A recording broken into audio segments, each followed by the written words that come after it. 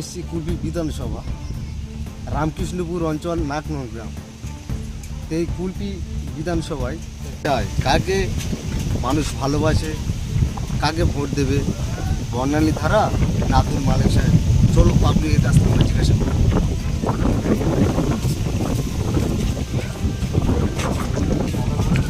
কথা হবে কেন?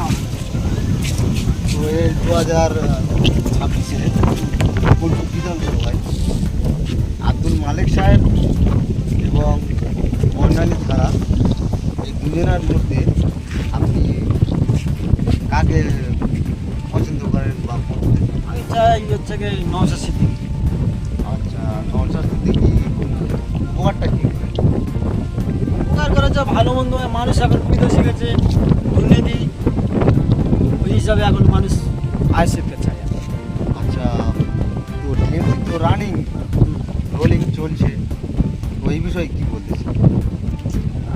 টিমস হচ্ছে আমার ঘর কেটে নিয়ে ওর লাইন ঢুকিয়ে দিচ্ছে, ওর ঘর কেটে নিয়ে আরেকজনা ঢুকিয়ে দিচ্ছে, যে পাওয়ার যে যোগ্যতা সেও পায়নি।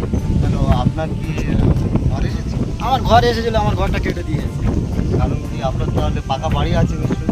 পাকা বাড়ি যাদের ছাদ খোলা ঘর তারা দুটো কি তিনটে কি করে পাচ্ছে, আমরা একবারও আমরা কি পেয়েছি নাকি?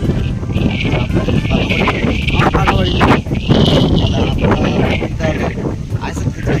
হ্যাঁ, আমি ভালো লোকের চাই।